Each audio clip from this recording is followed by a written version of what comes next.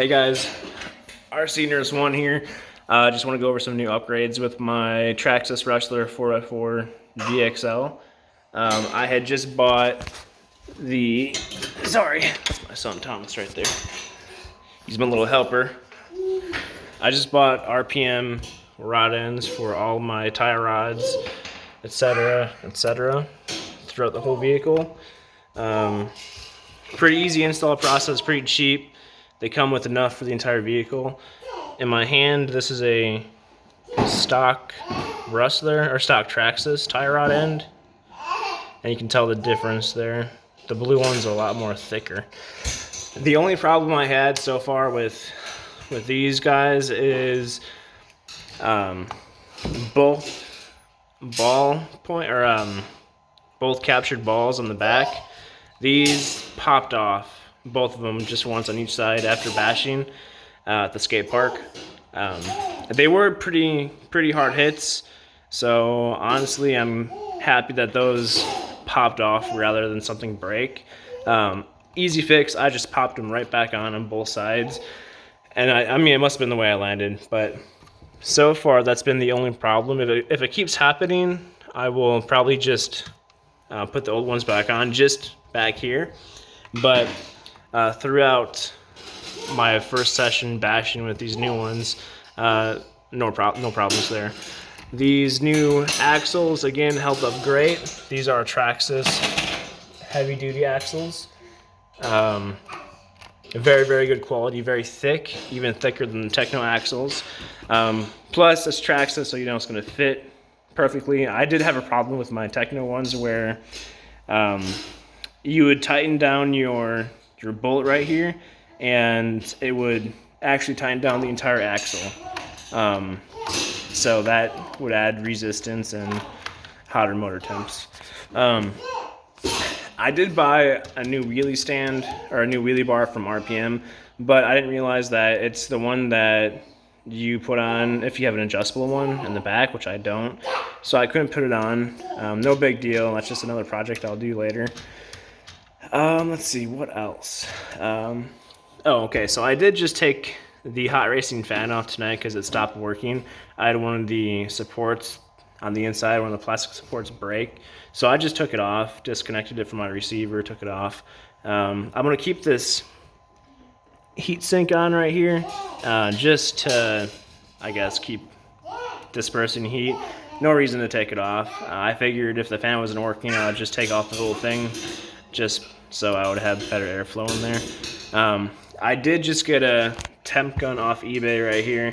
I think it's pretty accurate. It was $18, I think. And just curious, I was reading my temps, and I was reaching like 200 degrees running stock gearing, stock pinion gear, stock spur gear.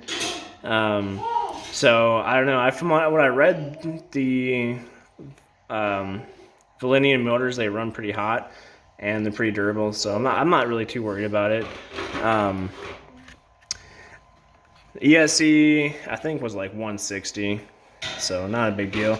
My chassis brace is held up awesome. I mean, this thing is pretty rock solid, and I was pretty rough with it today at the skate park.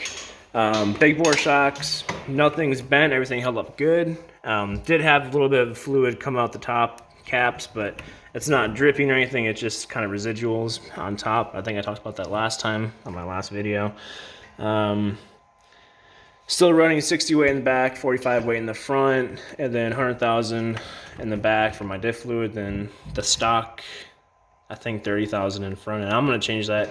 No, excuse me, it's 50,000 in back, 30,000 in front. Once I take them apart, the front part, I'm gonna put in this 100,000 weight diff fluid in the front from Team Losi, and see how that does. Like I said, I'm not racing this thing. It's just fun for bashing.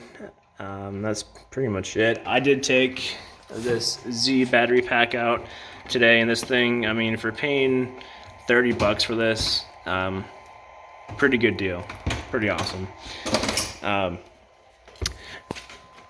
Here is my WL Toys 4-wheel drive little buggy.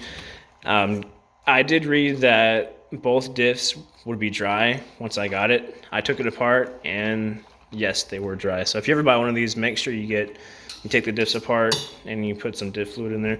I just used what I had, which was the stock, or which was my 50,000 weight. So that's in the front and back. And I mean, this little thing is pretty fun. It's cheap, it's fun. I would recommend getting it, especially if you have a child that they can play around with. It does come with a little 2-cell, 1500 milliamp hour battery.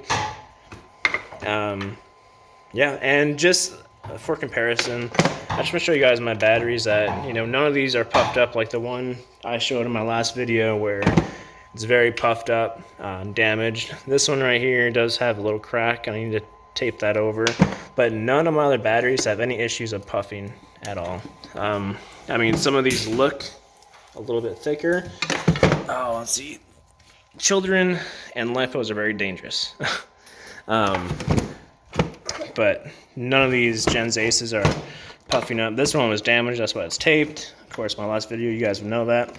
Oh, and I did get, no, leave that alone. I did get this adapter for my Traxxas battery, because I'm not gonna rip that off and resolder the balance wires and everything just so I can charge it up on my Electron Pro charger. And this, okay, so this is the charger that came with that battery. Charger's been good, battery not good. But these are cheap off eBay. I think like they're probably handmade. I mean, but it fits this pretty well. And you'll need some kind of adapter if you run like an XT60 right here. So, and again, I did all this myself. I also got this new Helping Hands spider Dr. Octopus thing on eBay or Amazon, and I actually can't wait to use it to start some new soldering projects. And not projects, but I need to resolder some of these right here, because like this positive wire is kind of, sorry for the video quality, it's kind of bent. I mean, it works fine and everything, but I just don't want any shorts or anything like that. But yeah, and I was actually seriously considering buying a TRX4 crawler, because I've been watching a lot of videos on YouTube, and I was like, you know what, these look pretty cool, and I think they are really cool, but I mean, for $450 for a crawler that goes 2 miles an hour, I guess it's not my thing right now. Maybe sometime in the future. I mean, they do look a lot of fun, but yeah, I don't think that's really what I want right now. So I think what I'm gonna do is I'm going to get a 6S Typhon from Arma. They're about the same price as a TRX4, but it's 6S and it goes 70 miles an hour with optional pinion gear, and yeah, it's 8th scale. This is only 10th scale. So that's as far, I mean, I think that's what I'm gonna do. I could change that again, but as for right now, that's really what I want to do. They're back ordered, unfortunately, but doesn't mean that they won't be available in the next couple weeks. What else? If I do end up getting a new car, I will do an unboxing video, and hopefully my video skills are a lot better than the shaky camera that I got, and I won't have this little guy in here making noise. But yeah, I know I said I need to do a overview of my X01, and yeah, I think I'll do it tonight after this video. But yeah, between my last video and this video, the only upgrades again are, oh, you know what? Also, I did get RPM axle hubs back here. Let's see, there you go. Just 2 of them, this one and that one. I realized a lot of my wheel play, I mean, there's still some play in there, but a lot of it was from my stock ones. Nothing wrong with the stock ones, it's just that you can kind of see right there, the hole on the bottom is a little bit bigger, so it allowed for a lot more play. But I'm gonna stop worrying about this play, just because it's bound to happen after you run your car and bash it. Everything's tight. My bearings are good. It's just the loose wheel hubs. So I mean, maybe my bearings too. I don't know. Well, no, because I did test them out before. So yeah, I'll do a overview of my XO1 for you guys, and here pretty soon I'm gonna start filming my bashing sessions with my rigs, just so you guys can see kind of what I do. I do take it off jumps on the concrete, and it holds up well, and these things are pretty tough. Just you need a couple durability upgrades, and you should be good to run. Also, I want to tell you guys that you need to get these MIP. Oh boy, these MIP hex drivers. These things are amazing.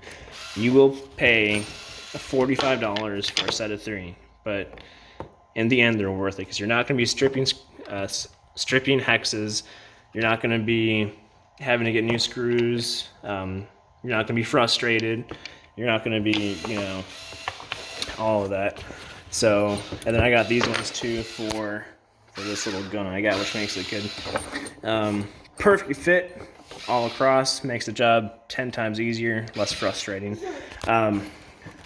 Also, if you get new tie rod ends, I would suggest getting a tool like this Techno tool right here. I don't know what they call it, but you put your ball links right there, you can pop them out, and then there's the one right next to it. You can put them in and pop them right in. Super easy, and there's other uses for this too. But I so far have just used it for my tie rod ends. Get out of there. Sorry. But yeah, definitely check out these MIP tools. You will be glad you bought them once you get them. Anything else you get is trash. Get these. So that's it for this video. Thanks.